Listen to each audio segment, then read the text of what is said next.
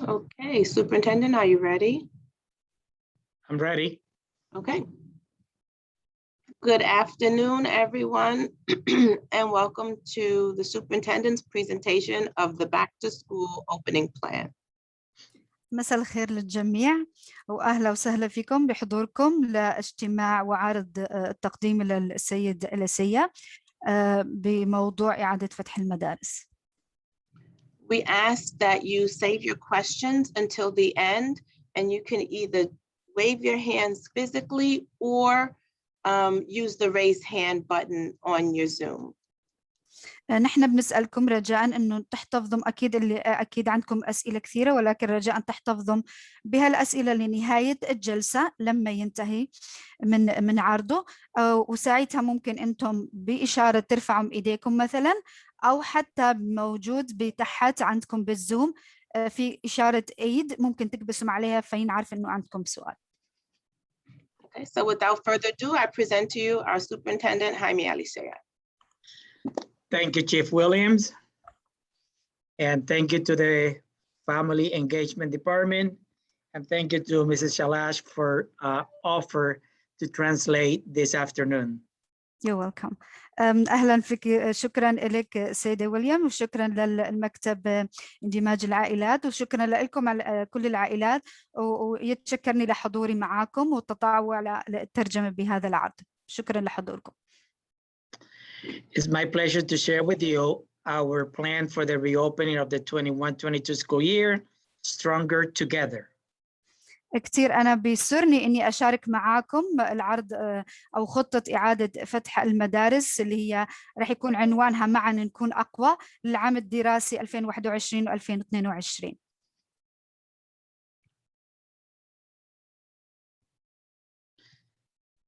This past spring, we began to work on guidance that we received for the reopening of the school year. هذا طبعا إعادة فتح المدارس هو راح يكون بالاستناد لكثير من الإرشادات تلقيناها من مختلف منظمات لحتى نحن نكون بخطة إعادة فتح آمن لمدارسنا. In April, we received guidance from the U.S. Department of Education, a COVID-19 handbook. بأبريل بنيسان تلقينا إرشادات من اللي هي وزارة التعليم الأمريكية، كان عبارة عن كتيب. In June, we received also guidance from the Center for Disease Control and Prevention and the American Academy for Pediatrics. وبشهر جون كمان نحن تلقينا إرشادات اللي هي من مركز السيطرة على الأمراض والوقاية منها، واللي هي كانت إرشادات لضمان الوقاية ومنع انتشار الكوفيد من مدارس من رياض الأطفال لحتى الثانوي.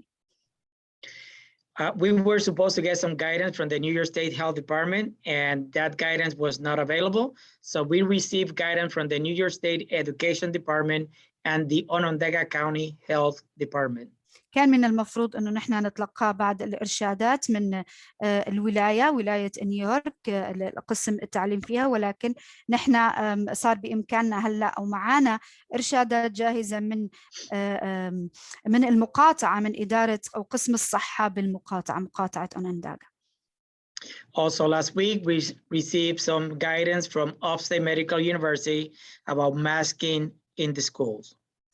وكمان نحن الأسبوع الماضي تلقينا كمان من جامعة الطب ومن الأكاديمية الأمريكية اللي هي كمان إرشادات، هي الإرشادات اللي بتخلينا ونأكد على موضوع استخدام الماسكات الأقنعة على الوجه خلال العام الدراسي.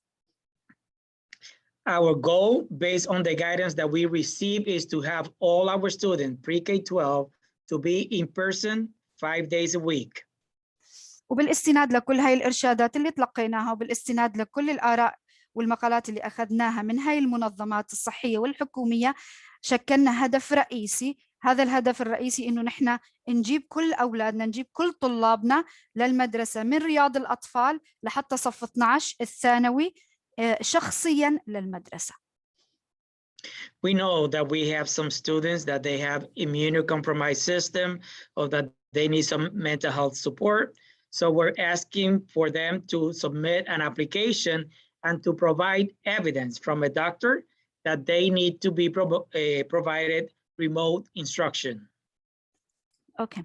ونحن طبعا اكيد بالحسبان، يعني نحن جعلنا هدفنا انه نخلي كل طلابنا يحضروا شخصي هاي السنه الدراسيه، ولكن نحن اخذنا بالحسبان ايضا ونعرف انه في طلاب كثير، في اولاد كثير عندهم حالات صحيه، عندهم نقص مناعه بالجسم، يعني طفلنا مثلا هو عنده ما عنده مناعه قويه لجسمه، او يمكن عنده حالات صحيه ممكن تكون مرضيه عقليه.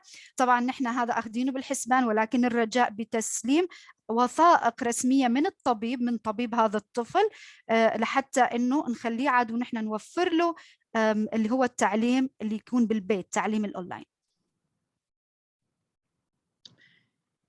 One of the things that we're going to be asking the staff is to provide documentation that they're vaccinated or to submit to weekly testing. The CDC state that vaccination is the leading public prevention strategy to end COVID-19. اوكي. ونحن الشيء الاساسي اللي نحن خلينا كل الموظفين عم يقول والمعلمين اللي هم كل القائمين سواء الموظفين والمعلمين بكل أبنية المدارس، نحن طلبنا منهم انه يسلموا وثيقة بانه هم تم لقاحهم، اخذوا من اللقاح خلاص اللقاح كامل الجرعتين، او ان هم اذا لسه ما اخذوا من اللقاح فضروري يوفروا اسبوعيا لازم يسلموا وثيقه تقول بانهم هم اختبروا وهم ايجابيين لتمام يعني تمام عملهم بالمدرسه. يعني يا اما هم يسلموا وثيقه الموظفين والمعلمين او ان هم تم القاء لقاحهم، او ان هم اسبوعيا يخضعوا لاختبار الكورونا وفحص الكورونا.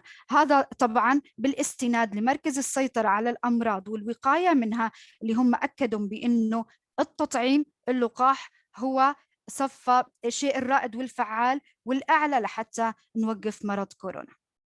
Okay. This week, the county executive issued a local emergency order number 22, requiring all school staff to either be vaccinated, submit documentation, or to be tested every week.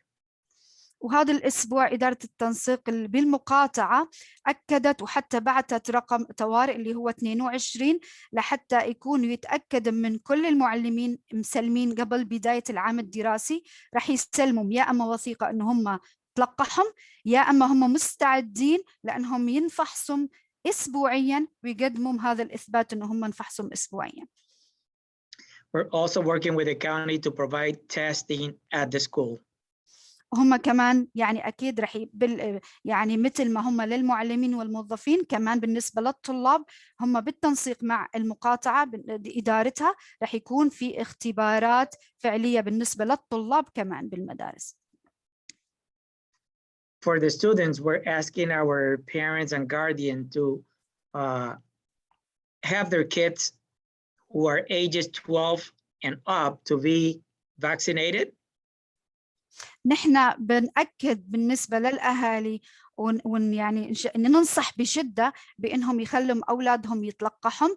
طلابنا اللي هم أو الأولاد اللي ما بين سن 12 وأعلى، سن 12 وما فوق، فهو الآن مسموح في اللقاح ونحن نشجع هذا بقوة. We will continue to partner with local pharmacies like Wegmans to continue to do vaccination clinics in the schools. عم يحاولوا قدر الإمكان يسهلوا عملية اللقاحات على الأهالي وحتى عملية الاختبارات على الأهالي، مشان هيك تعاقدوا مع الصيدليات اللي نحن معروف عندنا بالنسبة لنا مثل ويجمنت. هاي الصيدليات رح تكون مركز ممكن أنا أخذ ابني بكل سهولة وألقحه بهاي الصيدلية. 2 weeks ago, we had a first dose clinic at PSLA at Fowler, Fraser, ITC, and Lincoln. الأسبوع الماضي بالفعل نحن بلشنا، كان أول جرعة أخذوها واستضافتها هاي أول جرعة بمدارسنا اللي هي فاولر PSLA، بمدرسة فريزر، بمدرسة ITC هاي مدرسة هاي سكول بالداونتاون، كمان لينكولن اللي هي المدرسة الإعدادية، كمان هي كانوا هاي المدارس مستضيفين أول جرعة للقاح كورونا. Next week, we're having the second dose clinics at those schools on Wednesday at PSLA at Fowler in the morning, on Wednesday afternoon at Fraser, Friday morning ITC and Friday afternoon at Lincoln. اوكي. والجرعه الثانيه رح تكون هلا هم اخذوا من الاسبوع الماضي الجرعه الاولى وخلاص خلصوا منها، هلا الجرعه الثانيه اجت بنفس هاي المدارس، رح تكون يوم الاربعاء ابتداء من الاسبوع القادم. يوم الاربعاء بالبي اس ال اي رح يكون بالشهر 25 اب اللي هي ما بين الساعه 9 ل 12. بفريزر رح يكون كمان يوم الاربعاء ويكون 25 بالشهر، رح يكون من الساعه 2 للساعه 5. بالاي تي سي يوم الجمعة يكون بالشهر 27 آب من الساعة 9 للساعة 12. بلينكولن اليوم الجمعة رح يكون 27 آب كمان أغسطس اللي هو من الساعة 2 للساعة 5. هاي رح تستضيف اللي هي عبارة عن عيادات رح يكون فيها اختصاصيين يعطون الجرعة الثانية للناس اللي هي بدها تكمل لقاح. Even though that the clinic is for the second dose, students for the first dose or family members are also welcome. حتى لو هي يعني مثل ما حكينا، حتى لو هاي المواقع أو هاي التواريخ أو هاي الأوقات لحتى ياخذوا الجرعة الثانية اللي هم اوريدي خلاص خلصوا أول جرعة ورح ياخذوا الجرعة الثانية، ولكن ومع ذلك مرحب بكل الأهالي إنهم يجيبوا أو هم يجوا أو يجيبوا أطفالهم اللي بده يلقحوهم وياخذوا الجرعة الأولى بهاي المراكز وبهاي الأوقات وبهاي الأيام. We will continue to work with Onondaga County to do surveillance testing in the school. نحن لساعتنا عم نجري عملية البحث والحث والإشراف على أخذ اللقاحات والاختبارات بالتنسيق مع المقاطعة، إدارة الصحة طبعاً بالمقاطعة. A consent form will be given to the student to take home the first day of school, so the parent and guardian can give us authorization for testing during the year. هاي الاختبارات اللي حتكون اللي نحن حكينا عنها هم بالتنسيق مع المقاطعة طبعا رح تكون سواء المراكز ولا الأوقات، ولكن أيضا أنتم لكم الأهمية القصوى. أول يوم بالمدرسة أولادكم رح يجيبوا عبارة عن ورقة، هاي لازم تكون موافقة منكم أنتم توقعوها بأنه أنا أسمح لابني بأنه هو يتم اختباره بشكل دوري بشكل دائم بالمدرسة، يعني هو الفحص العادي للقاح كورونا اللي هو الفحص اللي هو بياخدوه عشان COVID-19. The Center for Disease Control, Onondaga County, and American Pediatrics, they all recommend for masks to be wear in the school. So all teachers, staff, students, and visitors, regardless of vaccination status, will be required to wear a mask. بصراحة اللي هم دائما بالتنسيق مع هاي المراكز الصحية المهية اللي هي مثل مراكز السيطرة على الأمراض والوقاية منها، زائد الأكاديمية العليا الأمريكية لطب الأطفال، بالإضافة كمان للإدارة إدارة الصحة بمقاطعة أونداناغا، واللي هي كمان المجموعة الطبية لطب الأطفال، كلياتهم أكدوا بالاجتماع على الشيء الفعال لاستخدام الماسك القناع. فهذا الشيء رح يكون تقريبا خلينا نقول كلمة إجباري إلزامي للطلاب، للموظفين، للمعلمين، للزوار اللي نحن مثلا أي شخص بيروح بده يزور المدرسة لحتى لأي سبب من الأسباب فهو مطالب منه أنه هو يرتدي الماسك. هذا بغض النظر سواء هو كان ملقح أو لا، للكل رح يكون هذا الموضوع ارتداء الماسكات. اوكي. Masks will also be required on buses. ايضا بالنسبه هلا شلون انا وين ممكن اني انا استخدم القناع، وين احطه؟ رح يكون مطلوب بالباصات، الطلاب داخل الباص زائد الموظفين. Masks will be optional outside for recess. بالنسبة للاستراحات ممكن الطلاب أو حتى الموظفين أو المعلمين يخرجوا من الاستراحة خارج نطاق الصفوف برات المدرسة، يعني هذا رح يكون اختياري إذا هو رح يرتدي الماسك ولا لا. We will provide mask break during the days like we did last year. مثل السنة الماضية اللي هو كان دائما المدارس سواء المكاتب أو الصفوف كلها مزودة بالماسكات بالأقنعة المناسبة، هيك السنة كمان رح يزودوا المدارس كلها والمكاتب بالأقنعة.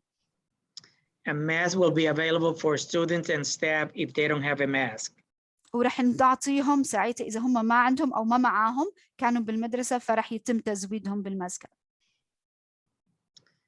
We will also follow the guidance from the CDC to maintain 3 feet of social distance in the classroom. رح نضل ورح نتابع كمان عم يحكي التوصيات اللي اجت من مركز السيطرة على الأمراض والوقاية اللي هي CDC لحتى يحتفظوا بالتباعد ما بين شخصين، واللي هي المسافة المسموح فيها والمطلوبة عبارة عن مسافة 3 أقدام للحفاظ على ما بين الشخص والشخص. هاي المسموح فيه الآن مسافة 3 أقدام ما بين شخصين أو ما بين طالبين. We have polycarbonate dividers available, and we strongly recommend for them to be used. They were used last year. كمان مثل ما بلشوا السنة الدراسية الماضية واللي لاحظتوها وحتى أولادكم لاحظوها بمدارسهم أو بصفوفهم، اللي هي عبارة عن الفواصل اللي بتكون ما بين كل مقعد ومقعد، هي رح يتم تزويد أكثر هاي السنة، ورح يتشجعهم أكثر وأكثر على استخدامها وتكون موجودة ضمن الصف. We will continue to monitor the transmission rate in the county and the city, and will adjust based on the recommendation from Onondaga County Health Department. أكيد نحن رح نتابع، عم يحكي المراقبة والتحري عن معدلات انتقال هذا المرض أو انتقال الكوفيد، شلون عم ينتقل بين الناس أو بالمقاطعة بالمجتمع، وعلى أساسه رح يكون دائما التنسيق والعمل بإرشادات إدارة الصحة في المقاطعة. We will continue the mitigation measure from last year. We will continue to do temperature screening daily for students, staff, and visitors, even though that is not required by the CDC. حتى لو ان الناس اللي هم مش مطالبين بانهم يعملوا هذا او انهم مش مطالبين من مراكز السيطرة على الامراض والوقاية منها، ولكن هذا الامر للكل رح يكون معمم، وهم رح يستمروا باجراءات التخفيف. هذا المرض هو جاي ولكن قدر الامكان رح يعملوا هاي الاجراءات التخفيف اللي هي دائما وبشكل دوري أخذ الحرارة، سواء كان للطلاب أو للموظفين أو حتى اللي جايين زيارة على المدارس، دائما رح يكون إجباري يأخذوا درجة الحرارة.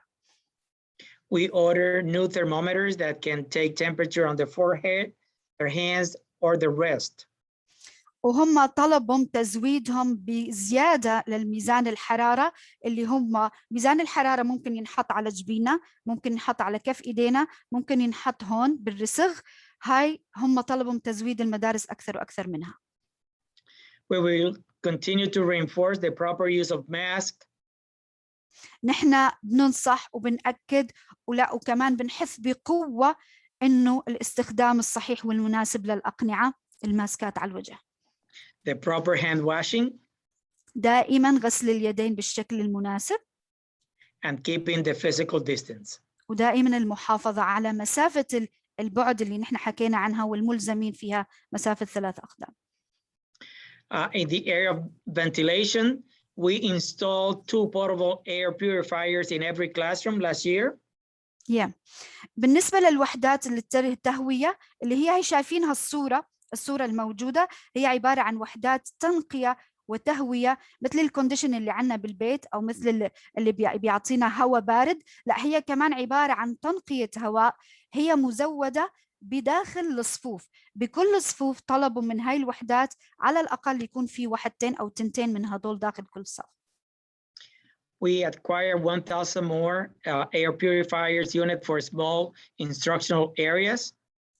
وهم طلبوا وحصلوا على 1000 وحدة تنقية هواء إضافية بالمسافات اللي بتكون شوي صغيرة، يعني بالصفوف اللي هم بيزودوا فيها التعليم، ولكن تكون مسافات الصفوف صغيرة شوي.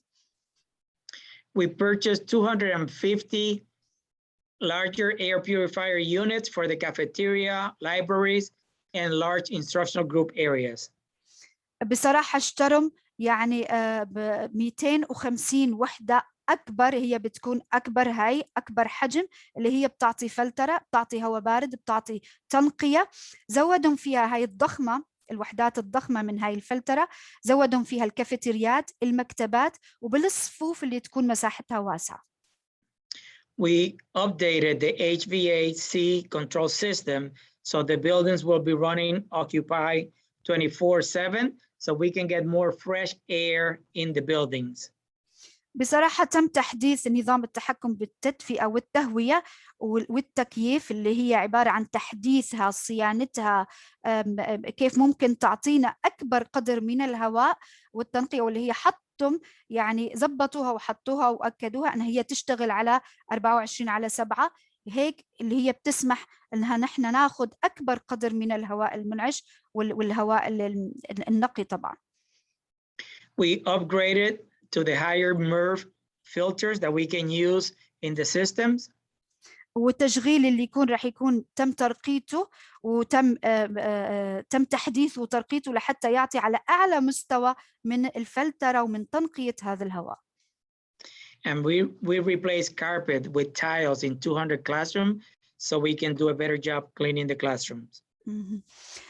بصراحة عملوا شيء ببعض الصفوف، حوالي 200 صف عملوا شيء بأنهم يشيلوا من الكاربت اللي هو السجاد ويستخدم بداله البلاط العادي. ليش؟ كانت الهدف بأنه ينظفهم لحتى يعطيهم فرصة أن ينظفهم على أكبر قدر ممكن ويعطيهم يعني على أعلى مستوى من النظافة، فمشان هيك بدلوا السجاد بالبلاط بحوالي 200 صف هذا الصيف. Any student or staff experiencing any COVID symptoms should stay home and be tested.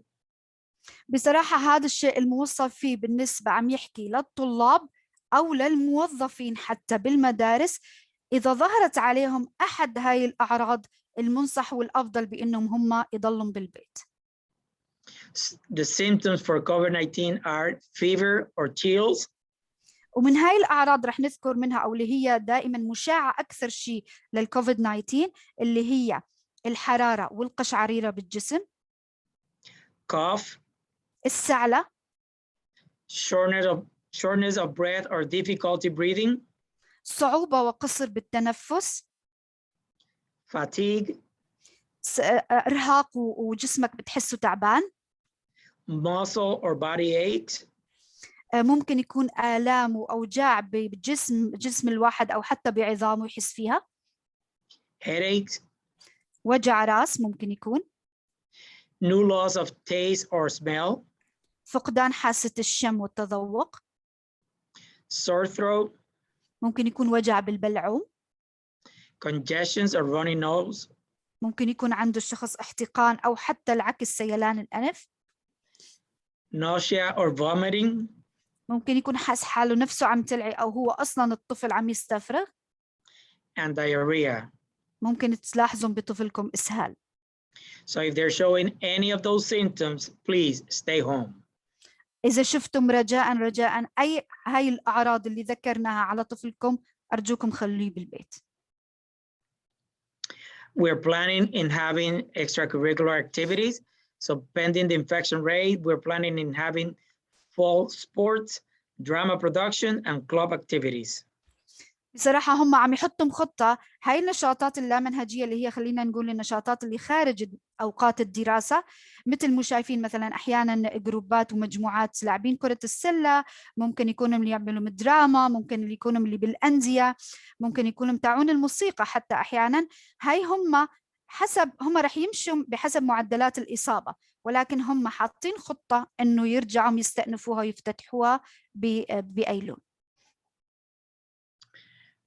We ask any staff member or parent or guardian that if a student tests positive to let us know immediately. They can call the principal, the school nurse, health services, or their immediate supervisor so we can begin contact tracing. نحن بنترجى من الأهالي، من الآباء، من أي شخص هو مسؤول عن طفل، رجاء بمجرد علمت بأنه هذا الطفل هو كان فحصه إيجابي يعني معه لا سمح الله الكورونا، فنحن نترجى بأنه فورا الاتصال بإدارة المدرسة، ممكن إذا معك رقم ممرضة المدرسة، ممكن الصحة، ممكن كمان اللي هو المشرف دغري فورا العام بالمدرسة، بأي طريقة من الطرق رجاء نخبرهم المدرسة فورا، هيك بخليهم يعطوهم الفرصة للتواصل عاد مع اللي كان قريب من هذا الشخص، للتواصل إنه يعني وقاية بإنه ما تنتشر هاي الحالة بين الطلاب. We will continue to schools open and help prevent the spread of COVID-19. We will continue to work with the county health department to monitor the community transmission, the vaccination coverage, testing, and any outbreaks in the community. بصراحة هم عم يضلوا ودائما ورح يستمروا بهذا الشيء، المراقبة والإشراف، ودائما بالتواصل الدائم مع إدارة الصحة بمقاطعة أونداناغا لحتى يتحرم عن الإصابات، لحتى يتحرم إنه مدى انتشار هذا المرض، لحتى يتحرم هل هو وقديش والكمية وكيف والمعدلات اللي عم تنتشر بين المجتمعات بين الأشخاص عنا. رح يتحرم كمان ويحاولوا دائما بالتواصل انهم يعرفوا مدى توفر وتغطية اللقاحات، الاختبارات كمان دائما مثل ما حكينا عنها، بالاضافة اذا كمان اللي راح يتحرموا ويراقبوا اذا في تفشي للمرض لا سمح الله. We are revising the guides that we sent last year to the families and staff. We're still awaiting for new guidance from the State Health Department. Once we receive that guidance, we will send this information to the families. يمكن لاحظتم السنة الماضية كانوا يبعثوا لنا عبارة عن كتيبات أو إرشادات عن هذا كيف التعامل أو كيف الأمان من هذا المرض، مرض كورونا. عم يحكي بأنه نحن لازلنا بل ونحن عم نحصل على كتيبات زيادة وزيادة بهذا الخصوص. رح يحطهم أكثر وأكثر إرشادات ورح يزودهم فيها بمجرد هم ما حصلوا عليها وأنهوها رح يزودونا فيها ويبعثونا إياها للبيوت. And thank you for joining us this afternoon. I will open the floor for any questions. شكرا لكم لمشاركتكم هذا المساء، وهو الآن يفتتح الأسئلة. لو حدا عنده أي أسئلة أي استفسار هو جاهز يجاوبكم عليها.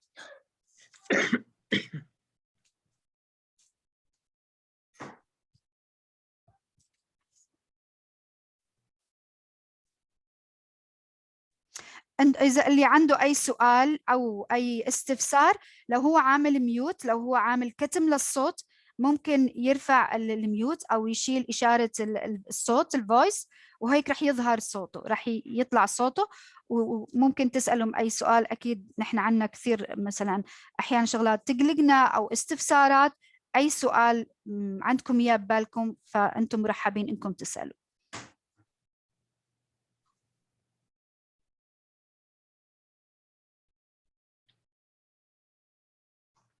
Was this information helpful? هل هي كانت، بدنا نسمع منكم، هل هي كانت هاي المعلومات عن جد مفيدة لنا؟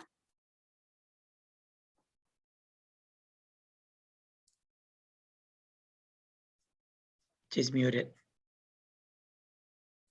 اللي عامل ميوت أو عامل للصوت ميوت، يمكن هو عم يحكي بس هو مش عم نسمع صوتكم. عند الميوت عند الصوت، بس شيلوا من الإشارة عشان نسمع صوتكم.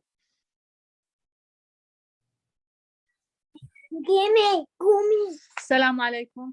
وعليكم السلام. أنا عندي سؤال مشان في أوراق عطونا إياها، بعثونا إياها بإيميل. حكونا من المدرسة، هم حكونا لازم إنه عشان الدكتور ما بعرف هذول الأشياء، فضروري يعني تعبي هذول الورق وتعطيهم للمدرسة ولا لا، ولا بأي وقت تقدري؟ Okay. She asking that recently she got some paper, like medical paper record, like forms to her home, and she's asking, she's required to fill this out and send it again to the school now or anytime she is like available to do it. Which form did she get for remote instruction? عن أي أوراق عم تتحدث اللي تلقيتيها؟ أوراق بخصوص شو؟ لا شو اسمه، لازم تروحي على الدكتور قبل ما تيجي على المدرسة وهيك. That she said like forms regarding you have to go to the doctor before you come to the school. Yeah, those are the forms for remote instruction. So yeah, she's got to send that as soon as possible, so we can send it to health services, and our medical director and our director of health services can do an evaluation. تمام، بالفعل هاي الأوراق هي بتخص لو نحن ممكن هذا الطفل هو بيستحق إنه يتعلم بالبيت أونلاين، فهو ضروري جدا انكم تعبوها لحتى هم يصير عندهم فكرة هل هو الطفل قادر يحضر شخصي ولا بده يحضر اونلاين، فساعتها هم رح يزودوا فيها الصحة والمعنيين. بذلك انت بتتلقي عاد ورقة بتقول مثلا انه لا هو جاهز انه يحضر شخصي او لا هو لازم يحضر اونلاين. ضروري نعم ضروري يعني تتعبى هاي الاوراق وترسل. يعني هاي الأوراق لازم نعبيها من دكتورتهم يلي So- بالعيادات. Oh, إيه؟ okay. So she means this forms has to be filled out from the doctor in person, لا، مو the هيك، مو family هيك. doctor. No, they can get a letter from the doctor recommending that they need remote instruction and why do they need remote instruction. Mhm. I'm sure the doctor has, the records, whether the kid had asthma or, whatever. Right. So just have it filled by the doctor and they can fax it or email it to us. يا شيخ Okay. احنا هي بصراحة بتكفيكم أحيانا ورقة رسالة من الدكتور هم شخصي بعد بيقول إنه مثلا بعتوا يعني أكثر من 5 أوراق يعني كلها معلومات مشان مع كده غطام وما بعرف هيك أشياء عن يعني أمراض هي نفسها عشان هل هذا مثلا هل انتم جاهزين انه تحضروا شخصي ولا عندكم مشاكل صحيه، فهي بتكفي بانه تعبوها او رساله من الدكتور، حتى الدكتور احكوا له بانه يرسلها يعملها عن طريق فاكس او ايميل منه للمدرسه بعد ما يعبيها ويشوف الوضع يعني. أجيب أنا ورقة منه للدكتور. ممكن انه تجيبي مثل ما حكى، ممكن تكفي بس ليتر أنا رساله من الدكتور. بسأل عن الأوراق هم بالإيميل بعتوا لنا أوراق من المدرسة من السيرفيس الهاي سكول. حكونا يعني أوراق يوم تروح على الدكتورة بتعبوها هناك مثلا إذا معاكي أو أنتم بتعبوها بالبيت بعد ما تيجوا عند الدكتورة، فأجيبهم هذول المدرسة يعني مش عارفة أو بس أجيب من الدكتور الورقة. Oh, okay. She's asking because regarding the high schoolers, like she got the paperwork from the school to the high school student. She is a high schooler, and she asking or this paper enough to like fill it out from the doctor, or you just need a letter, just a letter. It's enough from the doctor. So when I can attend the school, I bring it at the first day in school. If it's for remote, it's got to be done before, so we can make a schedule for the child to be remote. هلا بالنسبه للاوراق العاديه ما في مشكله، هي اكيد هاي الاوراق رح تتعبى من الدكتور، نعم هي مطالبين، ولكن انت لاحظي اذا هي بالنسبه للريموت يعني حاولي تقراي كلمه لو في ريموت اللي هي اونلاين اللي هي تعليم عن بعد، فضروري هي لازم تتعبى ضروري قبل ما يبلش اول يوم مدرسه. ليش؟ لحتى يبلشوا يحضروا لك سكيجل، يحطوا لك برنامج تحضري بداخل البيت من البيت. ايه هلا يعني هالسنه مأكده انه كل المدارس راح تفتح، يعني راح يقروا الاولاد بالمدارس ولا راح يظلوا اونلاين بالبيت؟ So the حابين mom, نتاكد من الاشياء. So the mom, she wants, We also send information out about the vaccine that are required. So if she is not asking for remote, she can bring that information the first day of school. حتى كمان هي الأسرة. Okay. تفضلي. لا. Okay, I already took the vaccine. Okay. Yeah, she's already. Yeah, and the mom, she wants to make sure, like sure. We will open the school this year. It's gonna be for all the students in person, or like you still like between. Now, right now we are working hard to open for all the students in person. Only for the kids that have medical excuses, but everybody else, we want them back. We miss them. Yeah, I know. لا بالعكس اللي نحن مأكدين وهذا الشيء أكيد. وخلاص كلمة أخيرة، كل الطلاب رح تحضر شخصي بالمدرسة هاي السنة إن شاء الله، ما عدا مثل ما حكينا اللي هم عندهم حالات صحية. هاي الحالات الصحية وجب إثباتها من الطبيب تبعهم. لما نحصل على هذا الإثبات بشكل رسمي من الطبيب موقع، ساعتها فقط هذا الطفل بيحضر بالبيت، بقية الطلاب هم شخصي. هي المدرسة راح تكون أكيد الأفضل، يعني أفضل من أونلاين. أكيد. Yeah, she said thank goodness. This is good news because in person, of course, it's much better than online. Agree. طبعا يوافقك الرأي.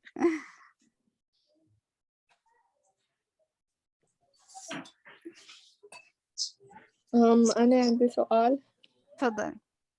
طيب هسه احنا لما كنا نروح على المدرسة وظيفي كنا نداوم بس للحصة الرابعة ونرجع على البيت ونكمل أونلاين، هيك رح يصير؟ برافو عليكي، حلو السؤال. So I think she asked a very good question. Like last year, the student in person were like attend half day and like 4 periods, and when they come back, they complete online. Is this year will be happen the same thing?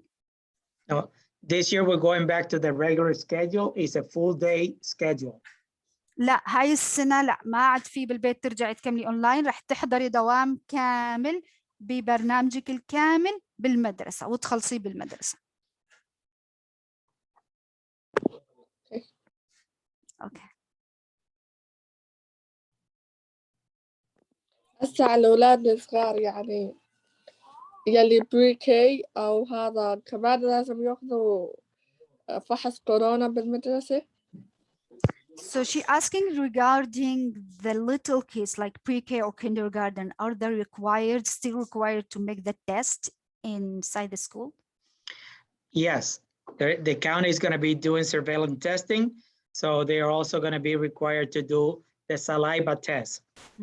بالفعل هم أيضا مطالبين هذول الصغار إنه ينعمل لهم هذا الفحص اللي هو من خلال سواء التم أو من خلال الأنف. بالفعل نعم مطالبين إنهم ينعمل لهم هذا الاختبار.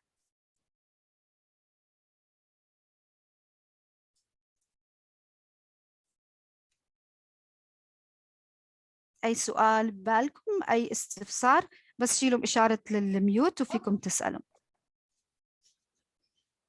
كان عم يسأل هل كانت هاي المعلومات مفيدة لكم؟ حسيتوا إنه أخذتم معلومات مفيدة اليوم؟ أكيد والله معلومات كثير مفيدة وواضحة، يعني الواحد بيعرف شو راح يصير مع الأولاد، شو راح يعطوهم، شو راح المعلومات الأوضاع بالمدارس كيف كان يعني راح تصير. أكيد كلها معلومات مفيدة. شكرا. The mom said it was like a very helpful information, clearful information, like help me now to understand what the situation is going to be inside the schools. Like now I'm so comfortable, so it's very helpful. Thank you so much. My pleasure. Do they want to have more meetings like this? من دواعي سروري. وهل أنتم بتحبوا إنه أكثر يكون في اجتماعات مثل هاي الاجتماعات بشكل دوري ودائم؟ أكيد. Yes, sure, she said. Perfect. شكرا لكم. As long as I have Mrs. Salash to translate any day. I'm all the time helping. I'm so happy to help. عم يقول بأنه دائما إذا أنا بصحبة رزان فأنا دائما مستعد إني أساوي هالاجتماعات. والله أحلى مترجمة. Thank you so much. شكرا لك. شكرا لكم كثير. Thank you so much, she said.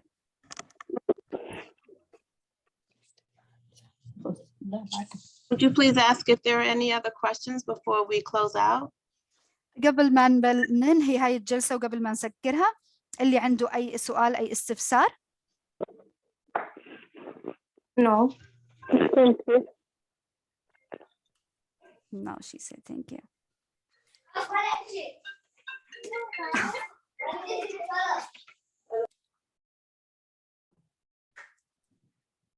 Okay, well, if there are no more questions, I'd like to thank the superintendent for taking time out to share with the families. And I'd like to also thank Rasan for her fantastic interpreting so that all of our families are aware of what's going on. You're very welcome. إذا بما أنه نحن ما عنا أي سؤال الآن ولا أي استفسار زيادة، هي بدها تتشكر بالنهاية مستر أليسيا مدير المدارس، بدها تتشكرني للتطوع لحتى اليوم ترجمنا هاي العرض أو هاي المحاضرة وصار واضح لكم شو رح يكون خطتنا داخل المدارس. إذا ما عنا أي سؤال فهي بدها تنهي الجلسة. Any closing words, Superintendent? And again, I want to say thank you to all the parents for joining me. Thank you to Mrs. Chalas. And again, to continue to wear a mask, wash our hands, and keep that social distance. بالنهاية بدي يتشكركم كلياتكم لحضوركم، بدي يتشكرني لحضوري، بدي يتشكر كل القائمين على هذا الاجتماع. بالنهاية بدي أكد على دائما ارتداء الأقنعة، غسلوا ايديكم، حافظوا على التباعد بين الاشخاص، تباعد اللي هي المسافة المطلوبة، ودمتم سالمين. شكرا لكم. Enjoy the weekend, and if they go to the state fair, to please be careful. I know. استمتعوا بعطلة نهاية الأسبوع عم يقولكم، وأرجوكم إذا أنتم مخططين تروحوا مع ستيت فير بنهاية الأسبوع ديروا بالكم وكونوا محذرين. حطوا الأقنعة لا تنسوها. Thank you. You're very welcome. شكرا لكم.